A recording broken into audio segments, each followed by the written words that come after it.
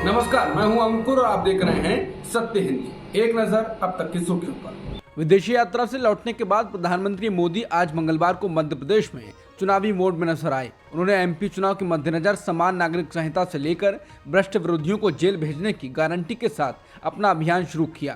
प्रधानमंत्री मोदी ने साल के आखिर में होने वाले मध्य प्रदेश सहित 5 राज्यों के विधानसभा चुनाव के लिए मंगलवार को भोपाल में चुनावी बिगुल फूंका।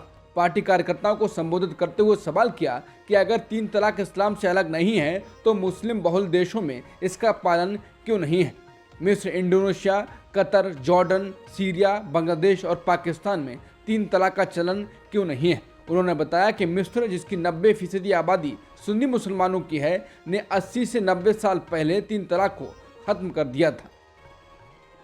मध्य प्रदेश में समान नागरिक संहिता के लिए वकालत करते हुए पीएम मोदी ने कहा कि एक परिवार के विभिन्न सदस्यों के लिए अलग अलग नियम काम नहीं करते हैं और एक देश 2 कानून पर नहीं चल सकता।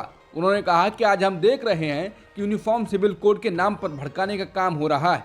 एक घर में परिवार के सदस्य के लिए एक कानून हो, परिवार के दूसरे सदस्य के लिए दूसरा कानून हो, तो क्या वो घर चल पाएगा? फिर ऐसी दोहरी व्यवस्था से कैसे देश चल पाएगा? उन्होंने कहा कि भारत के संविधान में भी नागरिकों के समान अधिकार की बात कही गई है। सुप्रीम कोर्ट कह रही है कि कॉमन सिविल कोड लाओ। यूनिफॉर्म सिविल कोड पर पीएम मोदी के बयान के बाद इसे लेकर बहस शुरू हो गई है। कांग्रेस, एआईएम, जेडीयू, डीएमके जैसी पार्टियों ने प्रधानमंत्री मोदी पर वोट बैंक की राजनीति करने का आरोप लगाया। कांग्रेस महासचिव केसी वेणुगोपाल ने कहा कि प्रधानमंत्री गरीबी, महंगाई, बेरोजगारी और मणिपुर हिंसा जैसी चीज़ों पर जवाब नहीं देते हैं। उनका बयान इन मुद्दों से ध्यान भटकाने की कोशिश है। वहीं कांग्रेस नेता तारिक अनवर ने पीएम के बयान पर कहा, प्रधानमंत्री खुद वोट बैंक की राजनीति कर रहे हैं। अगर यूनिफॉर्म सिविल कोड लागू करना था तो 9 साल से उनकी सरकार है, पहले ही कर सकते थे। जैसे ही चुनाव आता है उन्हें ये सब चीज़ें याद आ जाती हैं। जेडीयू नेता केसी त्यागी ने बीजेपी पर वोट बैंक की राजनीति करने का आरोप लगाया। त्यागी ने कहा कि यूनिफॉर्म सिविल कोड के मुद्दे पर सभी पार्टियों और स्टेक होल्डर्स के साथ चर्चा होनी चाहिए। एआईएमआईएम के नेता असदुद्दीन ओवैसी ने पीएम के मध्य प्रदेश में दिए गए बयान पर पलटवार किया है। ओवैसी ने ट्वीट कर कहा कि नरेंद्र मोदी ने 3 तलाक, यूनिफॉर्म सिविल कोड और पसमानदा मुसलमानों पर कुछ टिप्पणी की है। लगता है मोदी जी ओबामा की नसीहत को ठीक से समझ नहीं पाए। उन्होंने आगे कहा, मोदी जी ये बताइए कि क्या आप हिंदू अविभाजित परिवार को खत्म कर देंगे? इसकी वजह से देश को हर साल 3064 करोड़ रुपए का नुकसान हो रहा है। उन्होंने कहा कि आपके प्यादे मस्जिदों पर हमले कर रहे हैं, उनके रोजगार छीन रहे हैं, घरों पर बुलडोजर चला रहे हैं, लिंचिंग हो रही है, गरीब मुसलमानों की स्कॉलरशिप छीनी जा रही है। पीएम के भाषण में पसमानदा मुसलमानों और 3 तलाक के जिक्र पर ओवैसी ने कहा, अगर पसमानदा मुसलमानों का शोषण हो रहा है तो आप क्या कर रहे हैं? पाकिस्तान का हवाला देते हुए मोदी जी ने कहा कि वहां 3 तलाक पर रोक है। मोदी जी को पाकिस्तान के कानून से इतनी प्रेरणा क्यों मिल रही है? कुछ महीने पहले भाजपा तेलंगाना में आगे बढ़ने और इस साल के अंत में होने वाले विधानसभा चुनावों में शानदार प्रदर्शन करने की कोशिश कर रही थी, लेकिन पिछले महीने पड़ोसी राज्य कर्नाटक में हुए विधानसभा चुनाव में हार के बाद ऐसा लग रहा है कि पार्टी ने तेलंगाना में भी अपनी गति को खो दिया है। इंडियन एक्सप्रेस की रिपोर्ट के अनुसार पार्टी की परेशानियों के केंद्र में वरिष्ठ नेता इटेला राजेंद्र और कोमाटी रेड्डी राजगोपाल रेड्डी की नाखुशी है। ये दोनों संगठन में अतिरिक्त जिम्मेदारियां चाहते हैं और वर्तमान राज्य इकाई अध्यक्ष बंदी कुमार संजय को बाहर करना चाहते हैं। बता दें, 2021 में भारत राष्ट्र समिति यानी बीआरएस से भाजपा में शामिल हुए राजेंद्र खुद को सीएम उम्मीदवार के रूप में पेश करना चाहते हैं। हालांकि केंद्रीय गृह मंत्री अमित शाह, भाजपा के राष्ट्रीय अध्यक्ष जेपी नड्डा और तेलंगाना के प्रभारी भाजपा के राष्ट्रीय महासचिव तरुण चुग जैसे नेता समस्या को सुलझाने और बीआरएस के खिलाफ एकजुट मोर्चा बनाने के लिए राजेंद्र और रेड्डी के संपर्क में हैं। वहीं एक राज्य भाजपा नेता ने कहा है कि कर्नाटक विधानसभा परिणाम घोषित होने तक हम 7वें आसमान पर थे, उसके बाद बादल फट गया और हम तेलंगाना में आंतरिक कलह और अहंकार की समस्याओं को देख रहे हैं। अचानक बीआरएस को उखाड़ने के लिए हमने जो गति बनाई थी वो खत्म हो गई है। उन्होंने कहा कि हालांकि जमीनी स्तर पर हमारे समर्थन आधार में कोई कमी नहीं आई है, लेकिन मनोबल थोड़ा गिरा हुआ है। राज्य भाजपा नेताओं का कहना है कि राजेंद्र और रेड्डी चुनाव से पहले सीएम उम्मीदवार को पेश नहीं करने की रणनीति के खिलाफ थे। राज्य नेताओं का कहना है कि महत्वपूर्ण पदों और अतिरिक्त जिम्मेदारियों की मांग करना और ये मांग करना कि उन्हें सीएम उम्मीदवार के रूप में पेश किया जाए या राज्य पार्टी अध्यक्ष की पसंद को दिखाना पार्टी में बर्दाश्त नहीं किया जाएगा। उन्होंने कहा कि जी किशन रेड्डी और के लक्ष्मण जैसे कई वरिष्ठ नेता हैं जिन्होंने पार्टी में दशकों से काम किया है और लेकिन अभी भी ऐसी मांग नहीं करते हैं। पिछले महीने कर्नाटक विधानसभा चुनाव में हार के बाद भाजपा के कार्यकर्ताओं को उत्साहित करने के लिए एक बैठक आयोजित की गई, लेकिन अंत में यह दिखा कि पार्टी राज्य में सत्ता में रहने के बावजूद एकमात्र दक्षिण राज्य में अपना घर ही स्थापित करने से दूर है। रविवार को पूर्व मुख्यमंत्री बसवराज बोम्मई और भाजपा विधायक बसनगौड़ा पाटिल यत्नाल दोनों राज्य भाजपा के गुटों के बीच चल रहे विवाद को लेकर कार्यकर्ताओं को संबोधित करने के लिए बेलगावी में थे।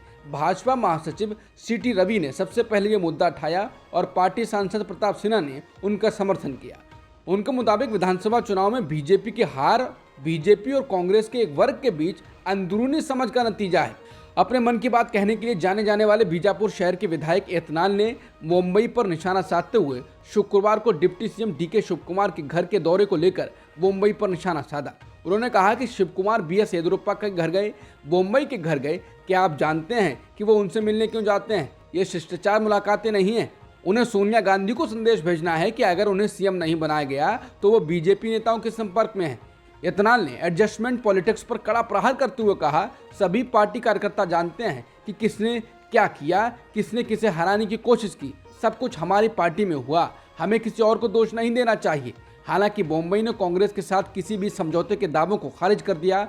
उन्होंने कहा कि मैंने राजनीति में समझौता नहीं किया है और ना ही करूंगा। हम उन लोगों को मना नहीं कर सकते जो हमारे घर आना चाहते हैं। ये एक शिष्टाचार है, लेकिन हम कहीं भी समझौता नहीं करेंगे। वहीं यत्नाल पर कटाक्ष करते हुए पूर्व सीएम ने कहा कि कुछ लोगों ने किसी भी विपक्षी नेता के घर पर गए बिना समझौता कर लिया है। इसके बारे में भी हर कोई जानता है। हालांकि बाद में संवाददाताओं से मुंबई ने झगड़े को कम करने की कोशिश में कहा कि हमारा डीएनए एक है, भाजपा का डीएनए। उन्होंने कार्यक्रम में यत्नाल की इस टिप्पणियों पर स्पष्टीकरण दिया था।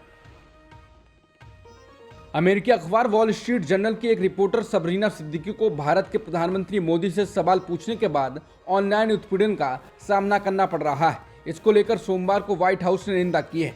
बता दें, सबरीना ने पीएम मोदी से उनकी सरकार में अल्पसंख्यकों के साथ कथित भेदभाव और मानवाधिकार से जुड़े रिकॉर्ड पर सवाल पूछा था।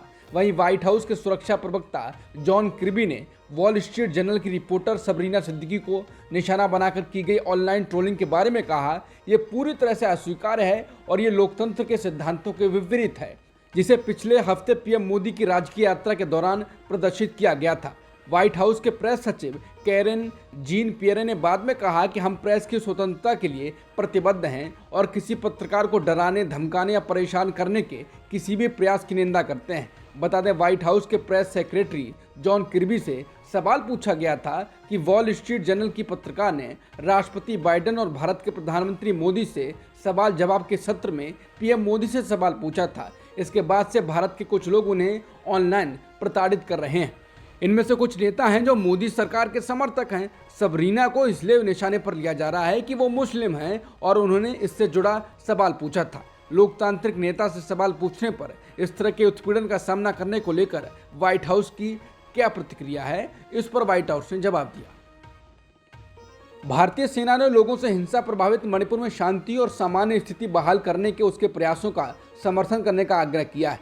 सेना ने कल देर शाम कहा कि मणिपुर में महिला एक्टिविस्ट जानबूझकर पूर्वोत्तर राज्य में सड़कों और रास्तों को रोक रही हैं और सुरक्षा बलों के अभियानों में बाधा डाल रही हैं। सेना ने ट्विटर पर ऐसे उदाहरणों वाला एक वीडियो साझा किया जिसमें पिछले सप्ताह का गतिरोध भी शामिल है, जब सेना को मणिपुर के इथम गांव में 1200 लोगों की महिलाओं के नेतृत्व वाली भीड़ से घिरे होने के बाद नागरिकों की जान बचाने के लिए 12 उग्रवादियों को छोड़ना पड़ा था। भारतीय सेना का कहना है कि स्थानीय महिला एक्टिविस्ट जानबूझकर उनका रास्ता रोकती हैं और सुरक्षा बलों के काम में हस्तक्षेप कर रही हैं। ये न केवल गैर कानूनी बल्कि राज्य की कानून और सुरक्षा व्यवस्था के लिए नुकसानदायक है।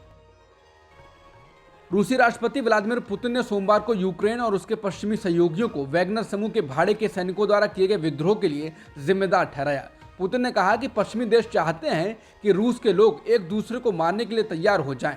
इसके साथ ही उन्होंने बीते शनिवार को हुए विद्रोह के लिए वैगनर गुट के नेताओं को जिम्मेदार ठहराया और कहा कि वे रूस को खूनी संघर्ष में डूबा हुआ देखना चाहते थे। पुतिन ने कसम खाई कि इस विद्रोह के आयोजकों को वह न्याय के कटघरे में खड़ा करेंगे। हालांकि पुतिन ने आम वैगनर सैनिकों को देशभक्त बताया और कहा कि उन्हें रूसी सेना में भर्ती होने, बेलारूस या अपने घर लौटने की अनुमति होगी। आईसीसी वर्ल्ड कप 2023 के शेड्यूल का मंगलवार को ऐलान हो गया। मुंबई में कार्यक्रम के दौरान बीसीसीआई सचिव जय शाह समेत आईसीसी के कई अधिकारियों की मौजूदगी में शेड्यूल की घोषणा की गई। वर्ल्ड कप 2023 का आगाज 5 अक्टूबर से अहमदाबाद में होगा, जिसका फाइनल मुकाबला 19 नवंबर को अहमदाबाद में खेला जाएगा। भारत का पहला मुकाबला ऑस्ट्रेलिया के खिलाफ 8 अक्टूबर को चेन्नई में होगा। वहीं 15 अक्टूबर को भारत पाकिस्तान अहमदाबाद के नरेंद्र मोदी स्टेडियम में आमने सामने होंगे। टूर्नामेंट में कुल 10 टीमें हिस्सा ले रही हैं, जिसमें 8 टीमों को सीधे एंट्री मिली है। वहीं 2 टीमें जिम्बाब्वे में चल रहे वर्ल्ड कप क्वालिफायर के बाद तय होंगी। अब तक की खबरों में इतना ही। बाकी खबरों के लिए बने रहिए सत्यहिंदी.com के साथ।